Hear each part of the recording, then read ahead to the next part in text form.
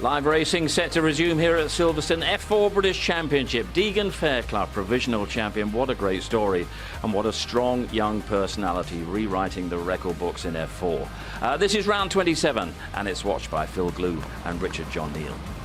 Thanks very much, Steve. Yeah, Deagen Fairclough, what a performance this year. 5 races to spare, and he's had 3 DNFs. Yeah, unbelievable. He's had an amazing season. He's about to do the record for the amount of wins in a season as well, I reckon. And yeah, I'm looking forward to seeing what he can do with the onboard as well, which is nice to see again. So we'll see what the conditions are like in this race. Yeah, we had the reaction from him on board in yesterday's one, which was superb. Very confident young man. Safety car starts today. There was an incident earlier on. Before we get to that, let's have a look at who the runners and riders are for the penultimate race of the weekend as far as the F4 Championship is concerned. And they are led by the man who was fastest in qualifying, Deagen Fairclough, the new champion provisionally. James Higgins next from Alex Ninovich. Rowan Campbell-Pilling greyed out there because he was involved in the incident we're going to talk about in a moment or two in race 1. Martin Molnar is next from Zach Skula, 2 of the rookies. Then it's Jack Sherwood and Gustav Johnson, Mattis Ruber and Leo Robinson next up. From Reza Seaworthen, Thomas Behrman won't be with us, unfortunately, but maybe later on if we have a bit of luck. Harry Reynolds is next from Nina Gateman, Chloe Chong and Alex Berg on row 11. Then it's Yuan Sway and August Raber completing row 9. The 10th row, Bart Harrison and Kai Darianani. The grid completed by Yuhao Fu and Emily Cotty.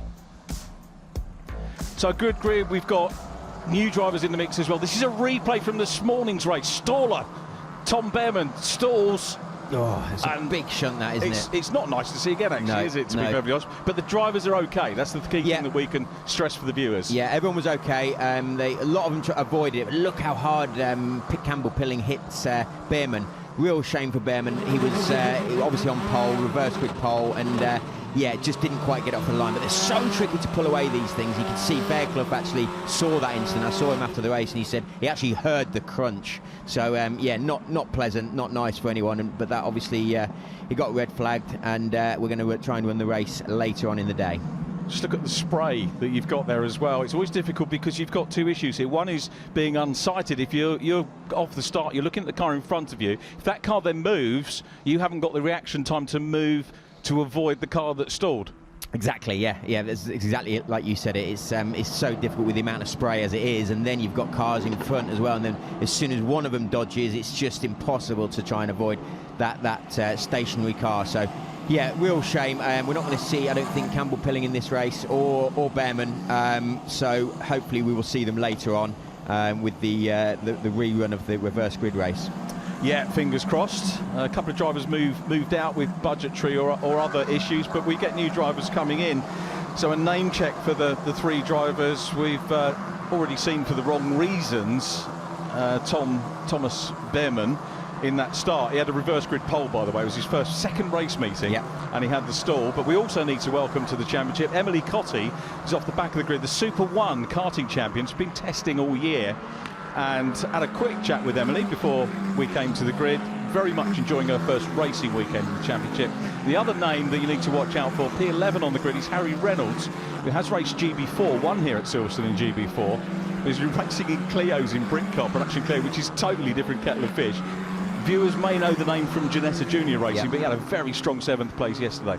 There are 3 newcomers. We've also got Mattis Ruber, the Slovakian driver, back with us, and another name that you may well know, which is Gustav Johnson, who was in the championship last year, the reigning rookie champion.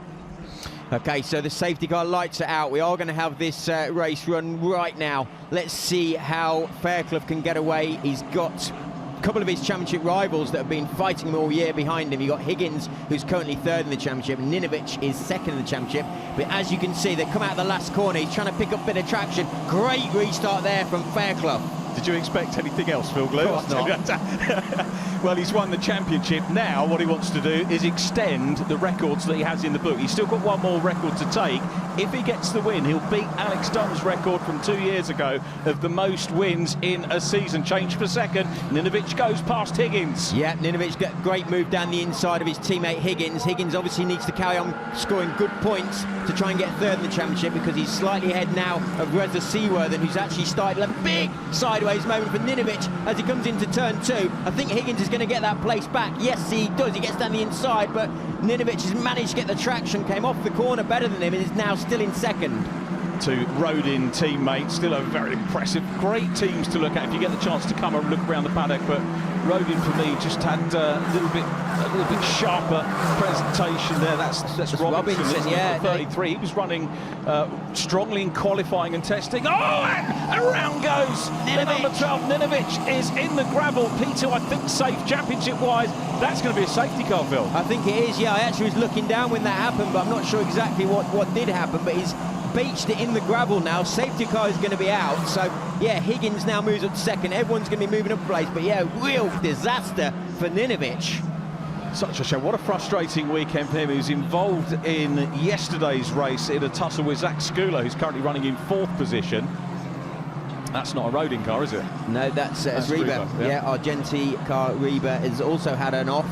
I'm not sure what happened to him, but they it looks like he might be able to get going again. He's only just in the gravel there, so yeah, he's got enough traction on that grass to keep it going and get running again.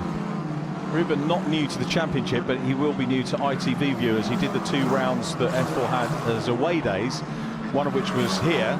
Can he have an away day here? But away from the Toka package on the GP circuit, and then at Zandvoort as well, which was the biggest grid in history that the F4 championship had procured. There's the stricken car. Let's have a look and see how he got there. Yeah, so he's already had a moment at turn 2. He's run very wide through Brooklands. He's then side by side with his teammate, and it just looks like he's just on the slippery part of the circuit. There's more grip on the outside, which is where Higgins was, and he just lost the rear when he went to hit the brakes and sent it round and into the gravel. So yeah, absolute disaster for Ninovic. He's still in the car.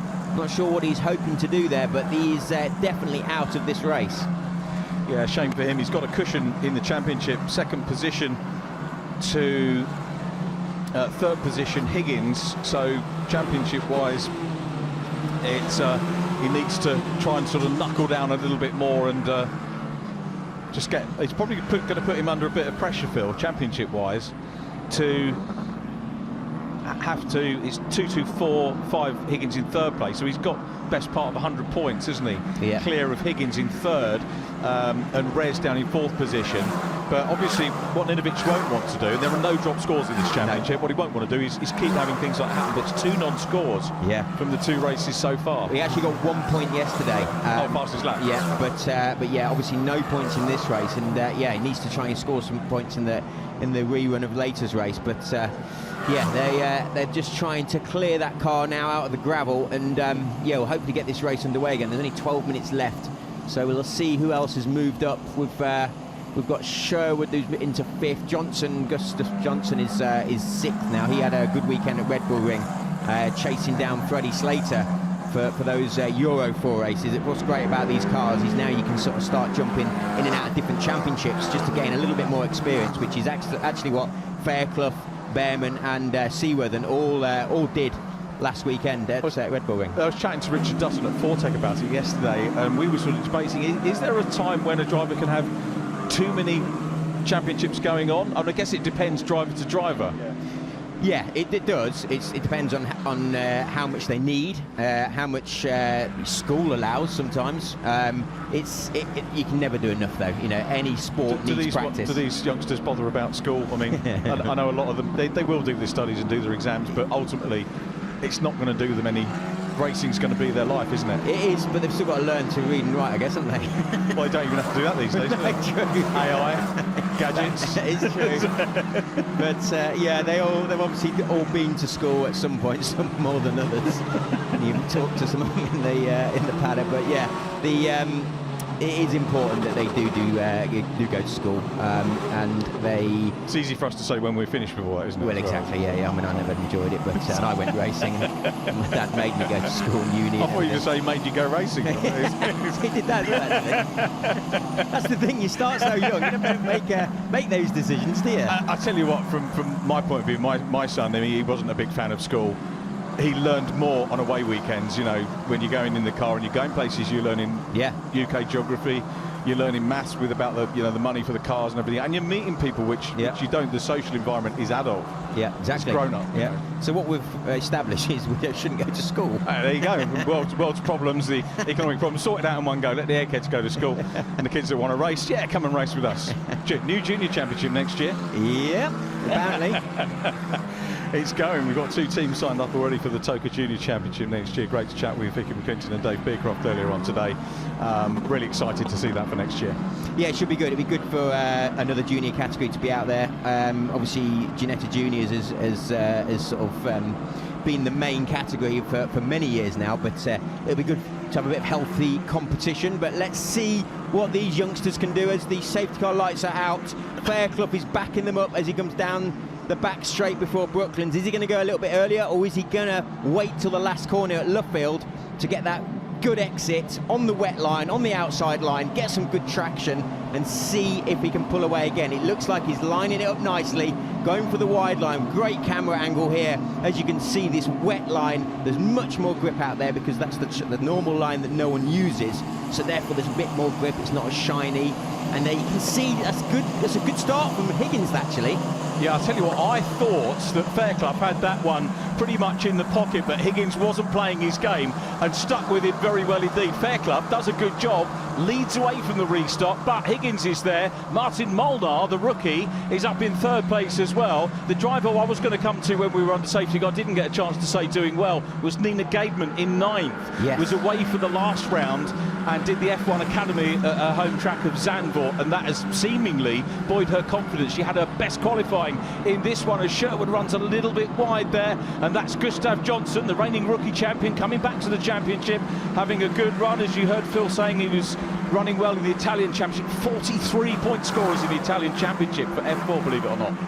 Yeah, that was a bit of a moment for Sherwood as he went into turn 2. That allowed Johnson to go round the outside. He's trying to go on the outside of Brooklands now. It looks like he's found that move, but no, he's still behind Sherwood. He's going wide now. Sherwood has a big moment, and now you can see where's the Seaworthy going down the inside, trying to get past Gustav Johnson there, and he does, but it's so tight as they come out of the corner.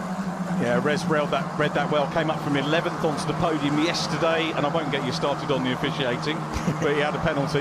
We don't need to get started on that, otherwise we won't talk about any of the racing. But yeah, no, it's not ideal. We need to have a good look at that, but you know, let's focus on what's going on, which is obviously a lot of spray once again. But you can see now, Johnson is trying to go on the outside into the braking zone of turn 2.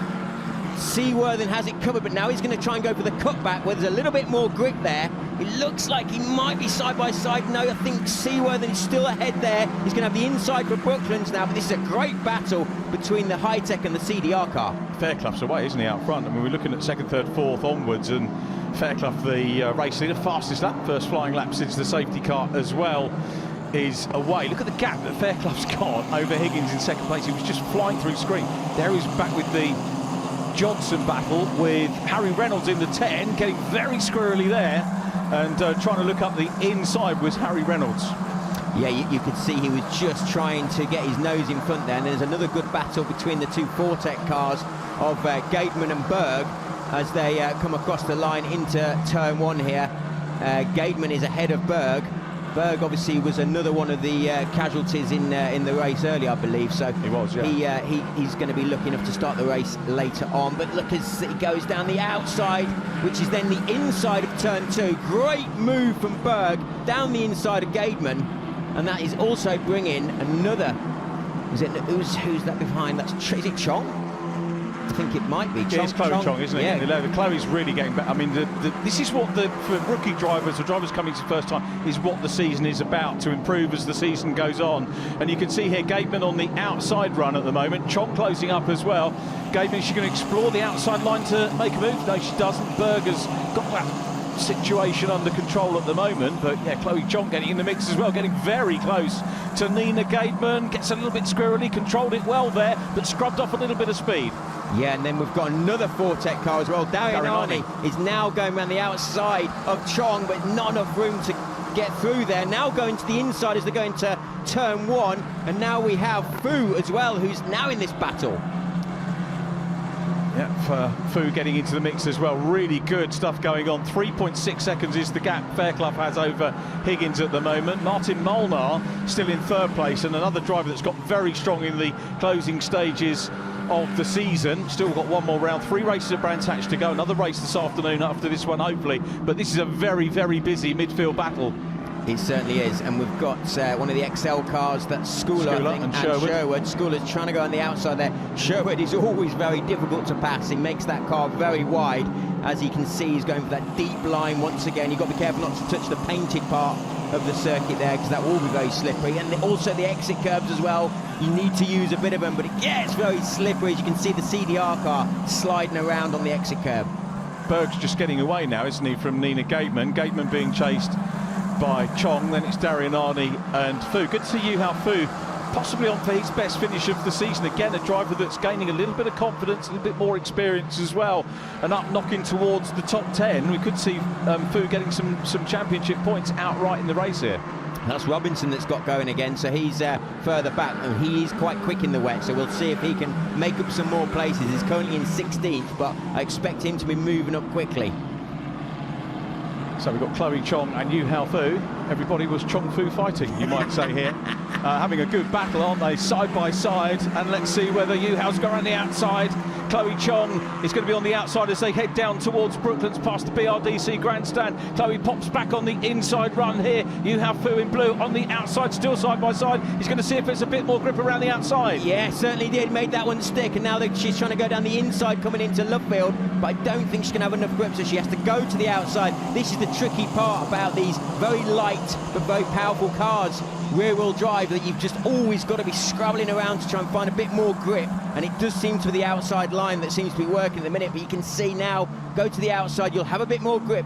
Maybe he can outbrake her. Yes, he does. Round the outside, doesn't go off the circuit as well. What a move. Fu, what great, super. I'm glad we caught that as well. Yu Hao Fu, whether he's going to feel that's his best work for the season, but wonderful for us to see, and so encouraging to see him now up into the top 10. Absolutely brilliant. Well done, Fu. Now he's going to have to try and go after Gateman, Berg, who's just slightly further ahead, and another battle going on here where we've got Chong and Darian Arney as well. And who else is in that mix? Got Sway trying to come through as well, yeah. And the number 19 as well, Rubers, coming through. He's made a lot of progress on that last lap as well. As we go overhead once again, as the... Oh, look at those two cars side by side as they're going through Luffield. They gave each other enough room, and there's another two further back as well. You can just see the difference of the person that's on the wider line just gains that little bit more traction and gets off the corner much better. Let's have a look again at the move round the outside. Outbrakes, manages to pick up the grip, get us on the throttle, doesn't go off the circuit. What a move. And Nina Gateman, all credit to her. We don't always do it when people get past, but saw him there and left the room. Could have, could have moved over on him, but was aware that he was there and aware that an overtake was going on. Yeah, exactly. As we can see, Darian Arney coming through, Maggots and Beckett's now. Back here we go, the leader, the champ. He's gone in a bit deep, but he knows where that grip is. You can see him pushing to the limit there. On board now as we come out of the last corner. As I said earlier, on the exit curve, it's very, very slippery. Absolutely flat out through here, through this little kink down the start-finish straight. As we come into turn one, he'll be again braking slightly offline initially, and then going deep into the corner, turning the wheel to try and find where the grip is, not going off the circuit, just up to the exit curve. Great bit of driving through in the wet by Fairclough. As now we come up to turn two, we get the car straight, we hit the brakes, we go nice and deep, then we pick up the grip, turn the wheel, pick up the grip on the outside, then you can start hitting the throttle to gain that bit of traction. You can still see it's quite hard though, as he's trying to get on the throttle there.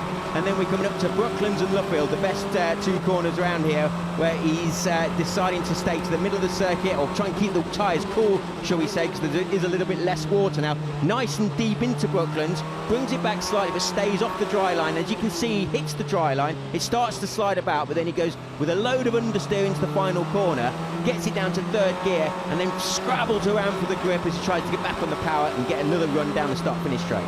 Superb stuff from Deagen Fairclough, and the first thing he did correctly was saying what a wonderful job the team had done for him.